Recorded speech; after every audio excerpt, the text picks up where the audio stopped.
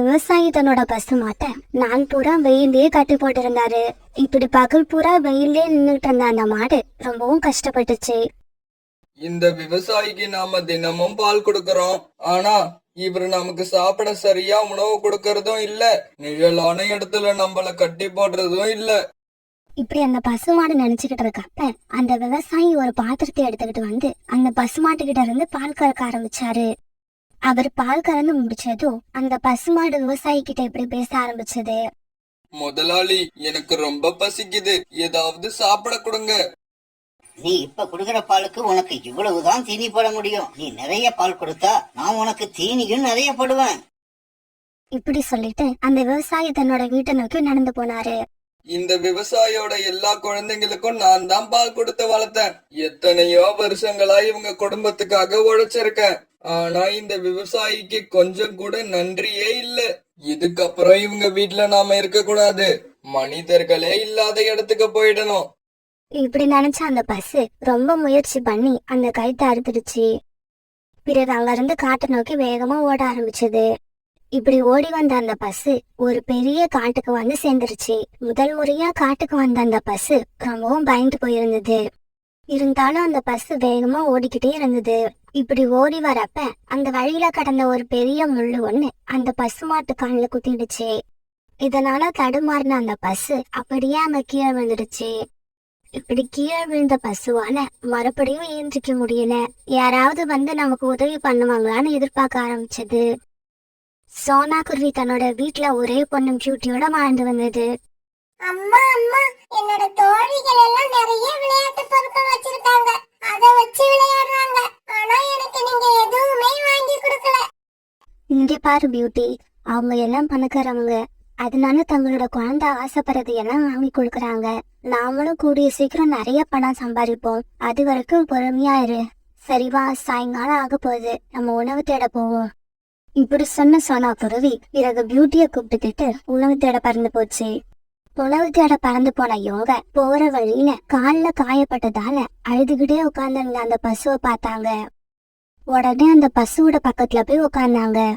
அம்மா அம்மா, இந்த பசுவோட கால்ல காயம் பட்டு ரத்தம் வருது. ஆமா, நான் வேகமா ஓடி வந்தப்ப என் கால்ல ஏதோ கொத்திடுச்சு, அதனாலதான் என்னால நடக்க முடியாம இங்க உட்காந்துட்டேன். பியூட்டி, நீ இந்த பசுவோட பக்கத்திலேயே உட்காந்துரு, நான் வீட்டுக்கு போய் ஃபர்ஸ்ட் எய்ட் பாக்ஸ் எடுத்துட்டு வந்துடுறேன். இப்படி சொல்லிட்டு தன்னுடைய வீட்டுக்கு பறந்து போன சோனா குருவி அந்த ஃபர்ஸ்ட் எய்ட் பாக்ஸ் எடுத்துக்கிட்டு சீக்கிரமா திரும்பி வந்தது. இப்படி சோனா குருவியும் பியூட்டியும் சேர்ந்து அந்த பசுவோட கால்ல குத்தி இருந்த முள்ள எடுத்துட்டு அந்த இடத்துல மருந்து வச்சு கட்டு போட்டு விட்டாங்க. எனக்கு இப்ப கால்ல வலி இல்ல, என்னோட காயத்தை நீங்க சரி பண்ணிட்டீங்க. அழகான பசுவே, உன்னோட வீடு எங்க இருக்கு? எனக்குன்னு வீடு எதுவும் கிடையாது. நான் ரொம்ப வருஷமா ஒரு விவசாயி வீட்டுல தான் வாழ்ந்து வந்தேன். அந்த விவசாயி என்கிட்ட இருந்து பாலை கறக்கறதுல தான் குறியா இருந்தாரே தவிர எனக்கு உணவும் தண்ணீரும் சரியா கொடுக்கறது இல்ல. அதனால மனசு நொந்து போனேனா அந்த விவசாயி வீட்டை விட்டு இந்த காட்டு பக்கம் ஓடி வந்துட்டேன். அம்மா அம்மா, இந்த பசுவை நாம நம்ம வீட்டுக்கு அழைச்சிக்கிட்டு போயிடுவோம். இந்த பசுவை நான் பத்திரமா பாத்துக்கிறேன். இதுக்கு உணவு, தண்ணி, இப்படி எல்லாத்தையும் நான் நேர நேரத்துக்கு கொடுப்பேன். பிறகு சோனா குருவியும் அதுக்கு ஒத்துக்குச்சு. பிறகு அந்த பசுமான அழைச்சிக்கிட்டு பியூட்டியும் சோனா குருவியும் தன்னோட வீட்டுக்கு போனாங்க. இப்படி அழைச்சிக்கிட்டு போன பசுவை பியூட்டி தன்னோட வீட்டு வாசல்ல இருந்த ஒரு மரத்துல கட்டி வச்சது. பிறகு அந்த பசுமாட்டுக்கு தேவையான புல்லையும் தண்ணீரையும் கொடுத்தது. இங்க பாரு பியூட்டி, உங்க வீட்ல இருந்து ஒரு பாத்திரத்தை எடுத்துக்கிட்டு உங்க அம்மாவை அழைச்சுக்கிட்டு வா, நான் உங்களுக்கு ஃப்ரெஷ்ஷான சுவையான பால் கொடுக்கறேன்.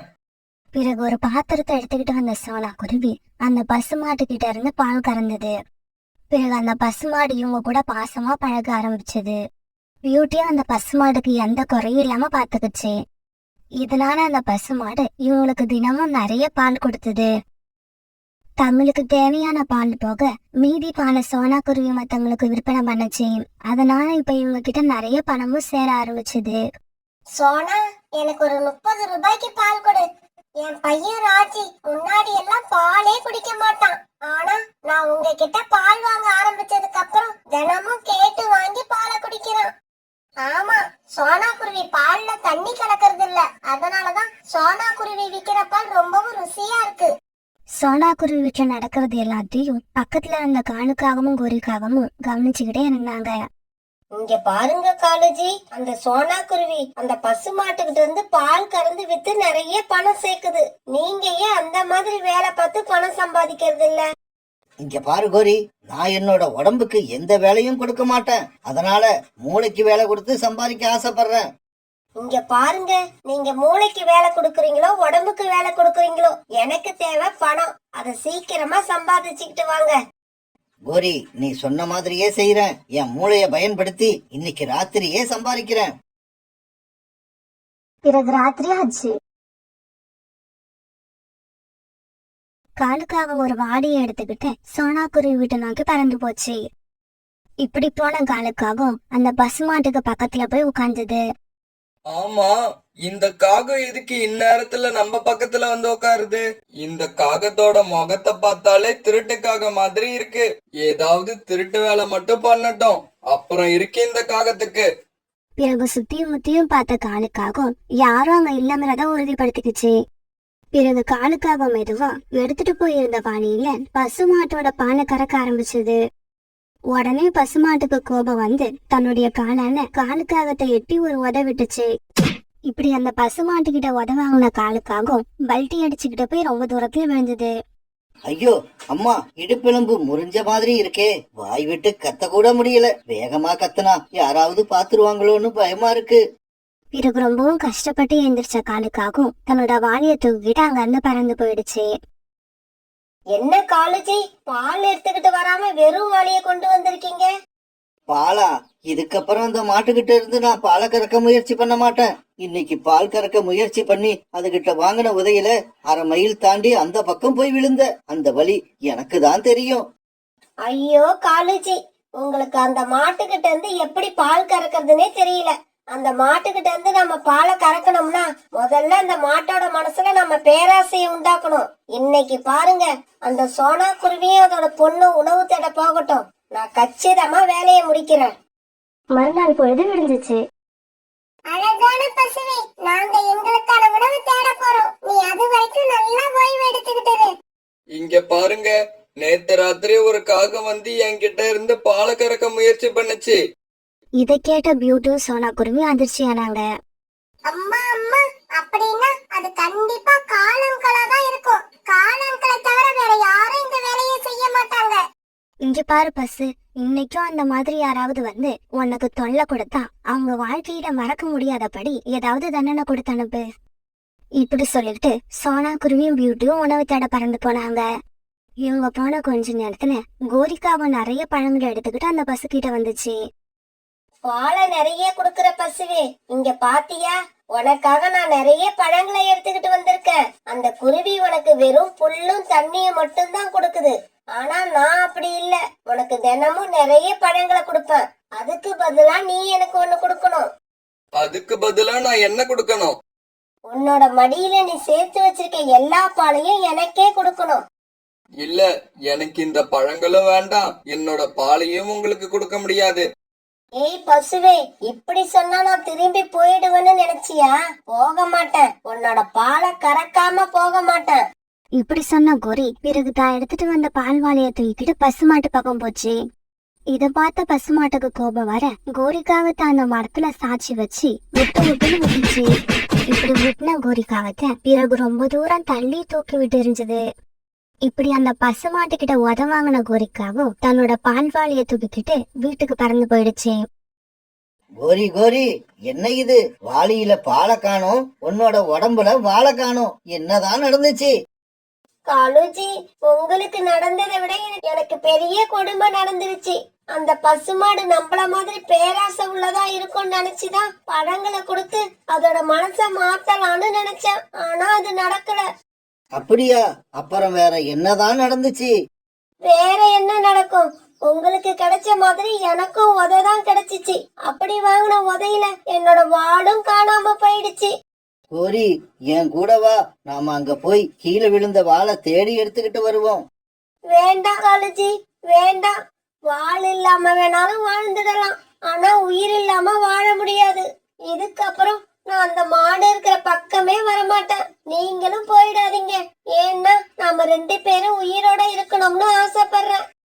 இந்த நிகழ்ச்சிக்கு அப்புறம் கோரிக்காகவும் காலுக்காகவும் அந்த மாடு இருக்க பக்கமே வரதில்ல.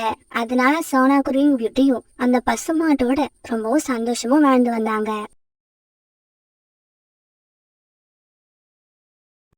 பசங்களா, நீங்க 2 பேரும் வீட்டுல இருங்க, அம்மா போய் காய்கறி வாங்கிட்டு வந்துடுறேன். அம்மா அம்மா, காய்கறி வாங்க நானும் உங்க கூட வரேன். இங்க பாரு கூக்கு, உன்னை நான் அழைச்சிட்டு போனா அங்க வந்து எனக்கு அது வேணும் இது வேணும்னு கேட்க கூடாது. கேட்க மாட்டேம்மா, எதுவும் கேட்க மாட்டேன். சரி, அப்படின்னா மங்கி கேப்ப எடுத்து மாட்டிக்க, வெளியில குளிர் அதிகமா இருக்கு. அம்மா இப்படி சொன்ன உடனே குக்கு மங்கி கேப்ப எடுத்து மாட்டிக்கிட்டான். பிறகு சோனா குருவி குக்குவை கூட்டுக்கிட்டு காய்கறி வாங்க பறந்து போச்சு. ஜம்ஜம் அண்ணா, எனக்கு வெங்காயம், தக்காளி, உருளைக்கிழங்கு, வெள்ளரிக்காய் இது எல்லாத்துலயும் 1/4 கிலோ கொடுங்க. அப்புறம் முட்டைக்கோஸ் 1/2 கிலோ கொடுங்க. உடனே ஜம்ஜம் பறவை சோனா குருவி கேட்ட எல்லாத்தையும் எடுத்து கொடுத்துச்சு. இப்படி காய்கறியை வாங்கின சோனா குருவி வீட்டுக்கு கிளம்ப நினைக்கிறப்ப காலுக்காக குளிர்காலத்துக்கு தேவையான ஆடைகளை ஒரு தள்ளு வண்டியில வச்சு தள்ளிக்கிட்டு வந்துச்சு. உள்ளன் போர்வை, உள்ளன் சால்வை, உள்ளன் போர்வை, உள்ளன் சால்வை. இந்த சத்தத்தை கேட்ட சோனா குருவி பிறகு குக்குவை கூட்டுக்கிட்டு காலுக்காகத்தோட தள்ளு வண்டி கிட்ட போச்சு. இப்படி போன சோனா குருவி அந்த தள்ளு வண்டியில இருந்த நீல கலர் சால்வாய தன்னுடைய ரெக்கையால எடுத்துக்கிச்சு. காலண்ணா, இந்த சால்வை என்ன விலை? சோனா, அந்த சால்வை ஒரிஜினல் கம்பெனியில தயார் பண்ணது. அதனால அதோட விலை 500 ரூபாய். வேற எங்க போய் வாங்கினாலும் என்னை விட விலை அதிகமா தான் சொல்லுவாங்க. காலண்ணா, நீங்க விலை அதிகமா சொல்றீங்க, 200 ரூபாய் குறைச்சு கொடுங்க.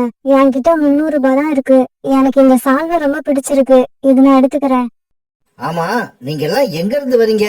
காலங்காத்தால வந்து என்னோட உயிரை எடுக்கிறீங்க. சால்வைய வண்டியில வச்சுட்டு இடத்த காலி பண்ணுங்க. இப்படி சொன்ன காலுக்காகவும் பிறகு சோனா குருவி கையில வச்சிருந்த நீல கலர் சால்வைய கோவமா பிடுங்கிச்சு. காலண்ணா, நான் என்ன உங்க சால்வைய தூக்கிட்டு ஓடிடவா போறேன்? எதுக்காக கையில வச்சிருந்த சால்வைய எவ்வளவு வேகமா பிடுங்குறீங்க? இங்க பாரு சோனா, உங்களை எல்லாம் நம்பவே முடியாது. பணம் கொடுக்காம சால்வையை எடுத்துக்கிட்டு போனாலும் எடுத்துக்கிட்டு போயிடுவீங்க. காலங்கள், எங்க அம்மா உங்க கடையில இருந்து எத்தனை சால்வையை இதுவரைக்கும் திருடி இருக்காங்க. ஏன் இப்படி பேசுறீங்க? இங்க பாரு குக்கு, வாயை மூடிக்கிட்டு போ, இல்லன்னா ஓங்கி ஒண்ணு போட்டுருவேன். 500 ரூபாய் கொடுத்து சால்வை வாங்க வழி இல்லைன்னாலும் வாய் மட்டும் இருக்கு. இங்க பாரு குக்கு, எனக்கு இந்த சால்வை தேவையே இல்ல, நீ வா, நம்ம வீட்டுக்கு போகலாம். இப்படி சொல்லிட்டு சோனா குருவி தன்னுடைய பையன் குக்குவை கூட்டுக்கிட்டு தன்னுடைய வீட்டுக்கு பறந்து போயிடுச்சு. வீட்டுக்கு போன உடனே சோனா குருவி தன்னுடைய பசங்களுக்கு சாப்பாடு தயார் பண்ணி கொடுத்துச்சு. சாப்பாடை சாப்பிட்டு முடிச்சது எல்லாரும் பிறகு படுத்து தூங்க ஆரம்பிச்சாங்க. சோனா குருவியும் பியூட்டியும் படுத்து தூங்கிட்டாங்க. ஆனா குக்கு மட்டும் தூங்கவே இல்லை. ஏன்னா காலுக்காகவும் பேசினத குக்குவால மறக்க முடியல. மறுபடியும் காலுக்காகவும் பேசினது ஞாபகத்துக்கு வந்துகிட்டே இருந்தது. ஆமா, நீங்க எல்லாம் எங்க இருந்து வரீங்க? காலங்காத்தால வந்து என்னோட உயிரை எடுக்கிறீங்க. சால்வைய வண்டியில வச்சுட்டு இடத்த காலி பண்ணுங்க. இத நினைச்சு குக்கு அழுதுகிட்டே இருந்தான். மறுநாள் பொழுது விடிஞ்சிச்சு. காலையில கண் வச்ச குக்கு தன்னோட அம்மா கிட்ட எப்படி பேச ஆரம்பிச்சான். அம்மா, நான் என் ஃப்ரெண்டு ஜக்கு கூட விளையாட போறேன். அம்மா, குக்கு கூட நானும் போறேன். வேண்டாம், நீ வந்தா எங்களை விளையாட விட மாட்டேன், தொல்லை பண்ணிக்கிட்டே இருப்ப. பியூட்டி, நீ அவன் கூட போக வேண்டாம், வீட்லயே இரு, அவன் மட்டும் போயிட்டு வரட்டும். பிறகு குக்கு மட்டும் வீட்டை விட்டு வெளியில பறந்து போனான். இப்படி போன குக்கு புறா வச்சிருந்த ஹோட்டலுக்கு போனான். அங்கிள், நான் உங்க கடையில ஏதாவது வேலை பார்க்க விரும்புறேன். எனக்கு ஏதாவது வேலை கொடுங்க. இங்க பாரு தம்பி, உனக்கு இன்னும் வேலை பார்க்கற வயசு வரல. அங்கிள், எங்க அம்மாவுக்கு நான் ஒரு சால்வை வாங்கி கொடுக்கணும். ஆனா என்கிட்ட அதுக்கான பணம் இல்ல. குக்கு சொல்றத கேட்ட புறாவுக்கு அவன் மேல இறக்கம் வந்தது. சரி சரி, நீ இந்த ஹோட்டல்ல சாப்பிட வர்றவங்களுக்கு உணவு சப்ளை பண்ற வேலைய பாரு. உனக்கு நான் 100 ரூபாய் சம்பளம் கொடுக்கறேன். இத கேட்ட குக்கு ரொம்பவும் சந்தோஷப்பட்டான். உடனே குக்கு அந்த ஹோட்டல்ல வேலை பார்க்க ஆரம்பிச்சான். அந்த ஹோட்டலுக்கு வரவங்க எல்லாருக்கும் சாப்பாடு கொண்டு போய் கொடுத்தான். பிறகு அன்னைக்கு சாயங்காலம் புறா குக்குக்கு 100 ரூபாய் பணம் கொடுத்தது. இல்ல அங்கிள், இந்த பணம் எனக்கு இப்ப வேண்டாம். 5 நாள் கழிச்சு 500 ரூபாயா வாங்கிக்கிறேன். பிறகு தன்னுடைய வீட்டுக்கு வந்த குக்கு இரவு உணவை சாப்பிட்டு சீக்கிரமா கூட்டுல படுத்தான். ஏன்னா நாள் பூரா வேலை பார்த்ததால அவனோட உடம்பு ரொம்பவும் களைச்சு போயிருந்தது. அதனால சீக்கிரமா தூங்க ஆரம்பிச்சான். மறுநாளும் குக்கு வழக்கம் போல வேலைக்கு கிளம்பி போனான். இப்படியே 5 நாட்கள் ஓடுச்சு. அன்னைக்கு சாயங்காலம் குக்கு வேலையை விட்டு கிளம்பும் போது புறா அவனுக்கு 500 ரூபாய் கொடுத்தது. புறா கொடுத்த பணத்தை எடுத்துக்கிட்ட குக்கு காலுக்காகத்தோட தள்ளு வண்டியை தேடிக்கிட்டு பறந்து போனான். அங்கிள், எனக்கு அந்த ப்ளூ கலர் சால்வையை எடுத்து கொடுங்க. அதாவது எங்க அம்மா கிட்ட இருந்து நீங்க பிடுங்கிக்கிட்டீங்கல்ல அந்த சால்வை. இந்த சால்வைய வாங்குற அளவுக்கு உங்ககிட்ட பணம் இருக்கா? குக்கு பணம் கொடுத்த உடனே காலுக்காக அதை பார்த்துட்டு அதிர்ச்சி ஆயிடுச்சு. பிறகு அந்த நீல கலர் சால்வையை எடுத்து குக்கு கிட்ட கொடுத்துச்சு. அதை வாங்கிட்ட குக்கு சந்தோஷமா அங்க இருந்து பறந்து போனான். இப்படி பறந்து போன குக்குவை வழியில ஒரு வயதான பறவை தடுத்து நிறுத்துச்சு. தம்பி தம்பி, எனக்கு கொஞ்சம் காஞ்ச மரக்குச்சிகள் தேவைப்படுது. உன்னால எடுத்துக்கிட்டு வந்து கொடுக்க முடியுமா? என்னோட வீடு ராத்திரியில ரொம்ப குளிருது. என்னால தூங்கவே முடியல. காஞ்ச விறகுகள் இருந்தா அதை எரிய வச்சு என்னோட வீட்டை கொஞ்சம் சூடாக்கிக்குவேன். பாட்டி, உங்க வீட்ல உங்களை தவிர வேற யாருமே இல்லையா? எனக்கு ஒரு மகன் இருந்தான். அவன் போன வருஷம் மழை பெஞ்சு புயல் அடிச்ச சமயத்துல இறந்து போயிட்டான். அதுக்கப்புறம் எனக்குன்னு யாருமே இல்ல. குக்கு அந்த வயதான பறவையோட நிலைமையை நினைச்சு ரொம்பவும் இறக்கப்பட்டான். கொஞ்ச நேரம் அவங்கள பத்தியே யோசிச்சான். பிறகு உடனே தாங்கிட்ட இருந்த நீல கலர் சால்வை எடுத்து அவங்க கிட்ட கொடுத்தான். தம்பி, யாருக்காகவோ வாங்கிட்டு போன இந்த சால்வைய எதுக்காக என்கிட்ட குடுக்கற? பாட்டி, இந்த சால்வையை நான் எங்க அம்மாவுக்காக தான் வாங்கிட்டு போனேன். உங்க நிலைமைய பார்த்த உடனே உங்ககிட்ட கொடுக்கணும் போல தோணுச்சு. உடனே கொடுத்துட்டேன். பரவாயில்ல, இன்னும் 5 நாள் வேலை பார்த்து எங்க அம்மாவுக்கு நான் வேற சால்வை வாங்கி கொடுத்துக்கிறேன். குக்குவோட பேச்சை கேட்டு அந்த வயதான பறவை கண்ணுல இருந்து கண்ணீர் வந்துச்சு. தம்பி, உன்னை உங்க அம்மா ரொம்பவும் நல்ல முறையில வளர்த்திருக்காங்க. வாழ்க்கையில உனக்கு எப்பவுமே வெற்றி தான் கிடைக்கும். கோரி, இன்னைக்கு சோனாவோட பையன் குக்கு என்கிட்ட இருந்து ஒரு சால்வைய விலைக்கு வாங்கிக்கிட்டு போனான். அதோட விலை எவ்வளவு தெரியுமா? 500 ரூபாய். காலுஜி, அவனுக்கு ஏது அவ்வளவு பணம்? அதுதான் கோரி, எனக்கும் தெரியல. காலுஜி, கண்டிப்பா இந்த பணத்தை எங்கிருந்தோ திருடிதான் எடுத்துக்கிட்டு வந்திருப்பான். இப்பவே போய் இந்த விஷயத்த அவங்க அம்மா கிட்ட சொல்லிட்டு வரேன். அப்பதான் எனக்கு ராத்திரி தூக்கம் வரும். இப்படி பேசின கோரி உடனே குக்குவோட வீட்டுக்கு பறந்து போச்சு. குக்கு, இன்னைக்கு காலங்கள் கடைக்கு வந்து நீல கலர் சால்வைய 500 ரூபாய் கொடுத்து வாங்கிட்டு வந்தியாமே, உனக்கு அந்த பணம் எங்க இருந்து வந்தது? எப்படி கிடைச்சது? என்னது, குக்கு 500 ரூபாய் பணம் கொடுத்து சால்வை வாங்கினானா? கோரி அக்கா, நீங்க சொல்றதை என்னால நம்பவே முடியல. நான் சொல்றத நீயே நம்புற? உன் பையனை நீயே கேட்டு பாரு. குக்கு, கோரி ஆண்டி சொல்றதெல்லாம் உண்மையா? கால் அங்கிள் கடைக்கு போய் நீ சால்வை வாங்கினியா? சோனாக்குரு இப்படி கேட்டதுக்கு குக்கு எந்த பதிலும் சொல்லாம மௌனமா இருந்தான். அத பார்த்த சோனாக்குருவிக்கு மனசுக்குள்ள பயம் வந்துருச்சு. குக்கு, உண்மைய சொல்லு, கோரி ஆண்டி சொல்றதெல்லாம் உண்மைதானே? அந்த பணம் உனக்கு எப்படி கிடைச்சது? பிறகு குக்கு நடந்த எல்லா உண்மையையும் தன்னோட அம்மா கிட்ட சொன்னான். அந்த பாட்டிய பார்க்க பாவமா இருந்தது. அதனாலதான் உங்களுக்காக வாங்கிய சால்வையை அவங்களுக்கு கொடுத்துட்டேன். அம்மா, கவலைப்படாதீங்க. இன்னும் 5 நாள் வேலை பார்த்து நான் உங்களுக்கு சால்வை வாங்கிட்டு வந்து கொடுப்பேன். குக்குவோட இந்த பேச்சை கேட்ட சோனா குருவி ஆனந்த கண்ணை விட்டுச்சு. பிறகு குக்கு அப்படியே தூக்கி தன்னோட நெஞ்சோட அணைச்சிக்கிச்சு. குக்கு, உன்னை பெத்ததை நினைச்சு இப்ப நான் ரொம்ப பெருமைப்படுறேன். என்னது, பெருமைப்படுறியா? உனக்காக வாங்கிட்டு வந்த சால்வைய உனக்கு கொடுக்காம வழியில யார்கிட்டயோ தாரவாத்து கொடுத்துட்டு வந்திருக்கான். அவனை இழுத்து போட்டு 4 அடி அடிக்காம அவனை இடுப்புல தூக்கி வச்சு கொஞ்சிக்கிட்டு இருக்க. கோரி அக்கா, உங்களை மாதிரியே எல்லாரும் இருக்கிறது இல்ல. பொண்ணும் பொருளும் கிடைச்சாதான் உங்களுக்கு எல்லாம் சந்தோஷமும் நிம்மதியும் கிடைக்கும். ஆனா எங்களுக்கு அப்படி இல்ல. மத்தவங்களுக்கு உதவி செய்யறதுல அதை விட அதிக சந்தோஷம் கிடைக்கும். என்னவோ போ, நான் நினைச்சது ஒண்ணு, இங்க வந்து பார்த்தா நடக்கிறது ஒண்ணு.